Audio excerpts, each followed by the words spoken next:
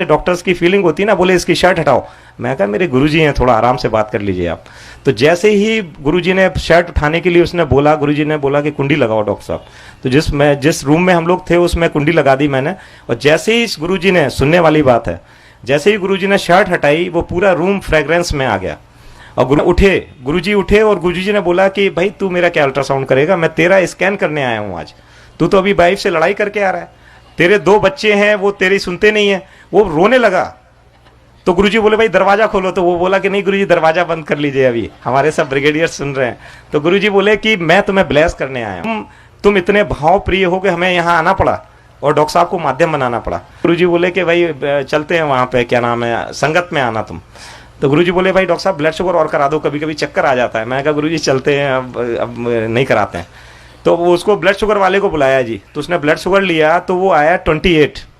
मैं था, दूसरे डॉक्टर थे और वो। तो वो बेचारा लैब टेक्नीशियन को लगा कि ब्लड कहीं मिक्स हो गया। तो वो बेचारा बड़ी देर नहीं आया। तो उन्होंने बोला कि डॉक्टर साहब देख के आओ क्या चक्कर है। तो वो बेचारा परेशान था लैब टेक्नीशियन। 28 ब्लड शुगर था, जो कि सर्वाइव ही नहीं करता हमारी मेडिकल साइंस में आदमी। तो वो बोला जी कुछ सैंपल गिर गया था इसलिए दोबारा दे देते हैं। तो गुरुजी को प्रिक कर रहा था, दर्द अपने हो रहा था। हमने कहा यार अब हो गया गुरुजी, हो गया, सब सही है बिल्कुल। गुरुजी बोले नहीं भाई लेंगे, भाई दोबारा लेंगे सैंपल। गुरुजी को प्रिक किया उसने और वो सैंपल लेके गया। अब ब्लड शुगर आ गया 22 और हम लोग फिर घूम रहे थे।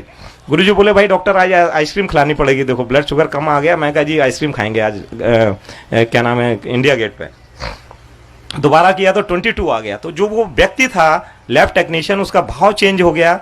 वो चीज उस समय वक्त और परिवेश की बात थी और वो एकदम रोने लगा बुरी तरह।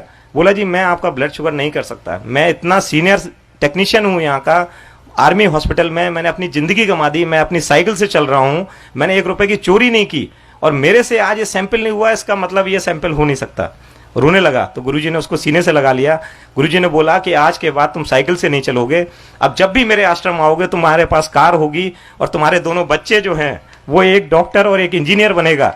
और आज के बाद तुम्हारी, इस वक्त के बाद ये तुम्हारी चीजें सब खत्म हैं। और विश्वास मानिए गुरुजी ने उसे 15 दिन बाद बुलाया था और विश्वास मान के चलिए आप, 15 दिन के पहले उसको कोई उसका पीएफ का पैसा फंसा हुआ था वो मिल गया। और उसके बाद वो कार से अपने बच्चों के साथ गुरुजी के आश्रम आया और गुरुजी, उसके बाद उसके दोनों बच्चों का सिलेक्शन हुआ। और वो बेचारा जो है, मतलब जब गुरुजी के यहाँ आता था तो वो गुरुजी के ऐसे गिर पड़ता था, क्योंकि उसका भाव कोई नहीं समझ सकता। जो हम लोग 2-3 लोगों ने देखा था सिर्फ वो समझ सकता था। एक उमेश सहगल जी थे आईएएस दिल्ली में, तो वो चीफ सेक्रेटरी, गुरुजी ना संगत से जैसे कार्ड ले लेते थे। सपोज मेरे यहाँ किसी की मैरिज है तो 100 कार्ड रखवा लेते थे गुरुजी और लिख देते थे भाई doctor Anil Agarwal, doctor to chief minister Haryana या कुछ भी ऐसे। तो उसको लिख दिया chief secretary government of Delhi NCT. तो वो आया एकदम बहुत ऑनेस्ट आदमी था। बोला जी मैं तो अभी सेक्रेटरी हूँ जी, मैं तो आऊँगा नहीं इस शादी में।